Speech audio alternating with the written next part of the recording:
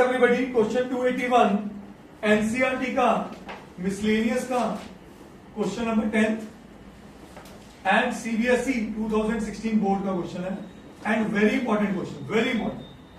क्यों कह रहा है आएगा 2 या 3 नंबर में, इससे ज्यादा नहीं, पर इंपॉर्टेंट क्यों समझिए। Two adjacent sides of parallelogram are given as vectors, तो दोनों साइड मेरे को दे दी गई है as a vector, position vector नहीं, वेक्टर प्योर वेक्टर, मतलब ये एबी वेक्टर है और ये एडी वेक्टर है। फिर वो कहा गया find the unit vector parallel to its diagonal. आपको मैंने पैरेललोग्राम लॉ के दौरान बताया था कि दोनों वेक्टर्स, दोनों डायगोनल्स इसके क्या मेजर होते हैं। इस डायगोनल को क्या बोलते हो बताएं? ए वेक्टर प्लस, वेरी सही है जी। तो ये क्वेश्चन क्या कह रहा था, find the unit vector parallel to its diagonal. कोई वेक्टर है जो इसके डायगोनल के पैरेलल है, मतलब जो ये वेक्टर है वो ये है, उसके लैम्डा टाइम्स कुछ होगा और उसका यूनिट वेक्टर, मतलब करना क्या था, a प्लस बी निकालना था और उसका n कैप निकाल देना था, divide by a by b magnitude, a plus B magnitude. तो सबसे पहला काम, मेरे पास डायगोनल वेक्टर क्या आएगा, डायगोनल वेक्टर जो है अगर मैं इसको ए वेक्टर का नाम दूं तो ये मेरे पास आया बेटा A B vector plus A D vector, अगर मैं इसको ए वेक्टर का नाम दूं। Is that okay? ये समझ आया Rakshit? A B plus A D क्यों है भाई, रूल ये हम कर चुके हैं। तो ये बना 2 + 1 3 आई कैप -4 -2 -6 जे कैप एंड 5 - 3 + 2 के कैप। क्या ये बात समझ आई? और ये वेक्टर को मैंने क्या नाम दे दिया बेटा? अब वो मेरे से डिमांड किसकी कर रहे हैं?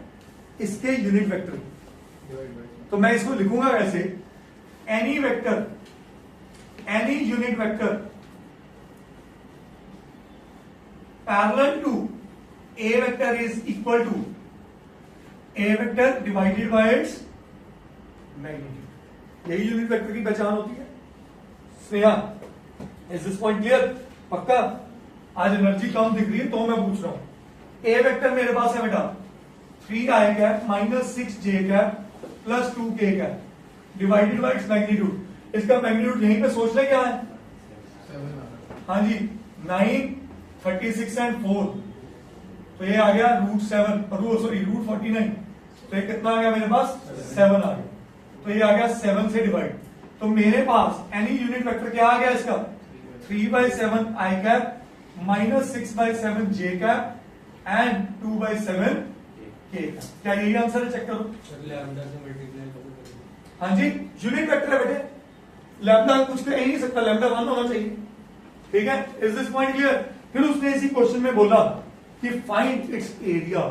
याद है पैरेललोग्राम का एरिया कैसे निकलता है प्रियानी?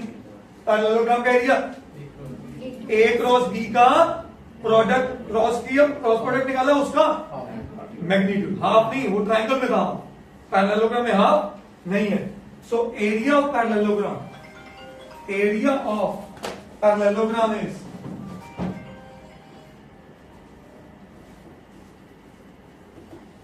हमारे पास A B cross A D,